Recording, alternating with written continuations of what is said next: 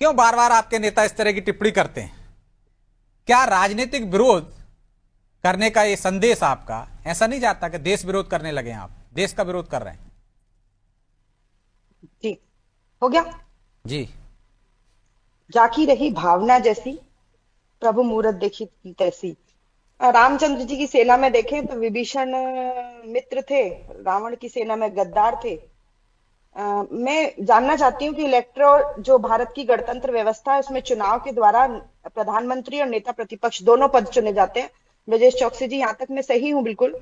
तो क्या नेता प्रतिपक्ष के लिए Pakistani agent, Chinese agent, Pakistan के मददगार और जयचंद जैसे शब्द खुद प्रधानमंत्री ने कई बार उपयोग नहीं किए हैं? तो ये कौन सी डिक्शनरी है जिसमें एलओपी के लिए सभी शब्द यूज किए जा सकते हैं?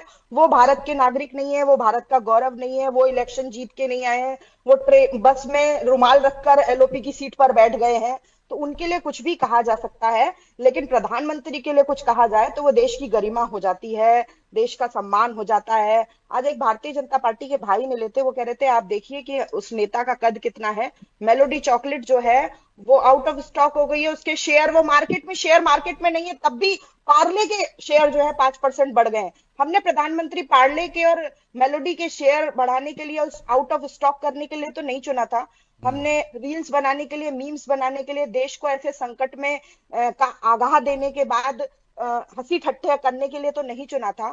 हमने अपने देश में जो समस्याएं चल रही हैं उनके समाधान के लिए, उनके बारे में बात करने के लिए तो सरकार चुनी थी, तो जिसके उसके लिए बारे में कोई गद्दार बात शब्द नहीं सही हुई है है। क्या, आप मानती हैं? या जो क्रिया गद्दार की शब्द प्रतिक्रिया है, आपने कहा हमारे नेता के बारे में कुछ भी बोलेंगे तो हम भी बोलेंगे, ऐसा है क्या नहीं, कुछ? मैंने ऐसा ऐसा कुछ नहीं कहा। मैंने जो आपने जो उपमाएं दी, जो बहुत राजनीति की जो लैंग्वेज की बात की, तो मैं आपको बस उस बराबरी पर ले आई कि यहाँ पर इसी तरीके के अभी जब योगेश जी बोलेंगे तब आपको पता चलेगा कि हम्म। क्या क्या उपमाएं देंगे। मैंने जो जो वो बोलने वाले हैं वो सब शब्द पहले ही बोल दिए हैं। अब ये मतलब बात आजकल बताइए भारत आप। की राजनीति ऐसी हो गई कि ब्रिजेश जी मुद्दों एक और बात नीति बताइए। पर नहीं, ब्रिजेश जी, बयान ब्रिजेश जी, बवाल और वायरल पर ब्रिजेश सिमट जी, गई है। ब्रिजेश जी, आप, मैं अपने घर से एक उदाहरण ले लेती हूँ कि अगर हमारे घर के डिसीजन कोई और लेने लगे तो कहीं ना कहीं आप या तो कॉम्प्रोमाइज्ड हैं, या डरते हैं, या आप में हम्म। निर्णय लेने की क्षमता नहीं है। तो क्यों हमको, जब ईरान भी हमको तेल देने के लिए तैयार है, रशिया भी हमको तेल देने के लिए तैयार है, और हमारे देश के लोग उस संकट का सामना कर रहे हैं, 1 लाख करोड़ रुपए आप रोज टैक्स के रूप में ले रहे हैं, लेकिन आपने 4 दिन में 4 रुपए बढ़ा दिए, विदेश घूमने चले गए 8,000 करोड़ के प्लेन में, और आप परमिशन ले रहे हैं अमेरिका से। अमेरिका हमको सरेंडर होने का आदेश दे रहा है अपने ट्विटर के माध्यम से।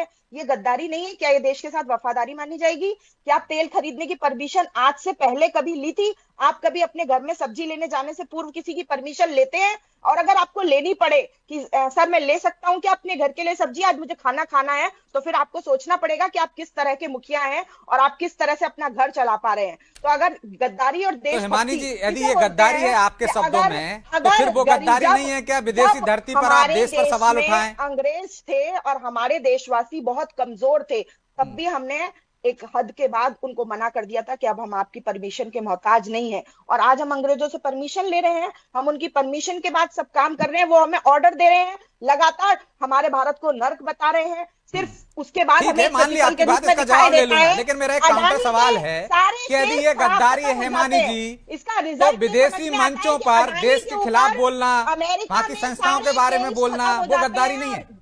150 करोड़ की जो जनता है वो यहाँ संकट में गुल रही है, सिर्फ एक अडानी के सारे केस खत्म हो जाते हैं इतने सारे कॉम्प्रोमाइज करने के बाद। क्या समझू मैं इसको? देशभक्ति ठीक है, समझू, गद्दारी आपकी बात समझू? आ गई ना।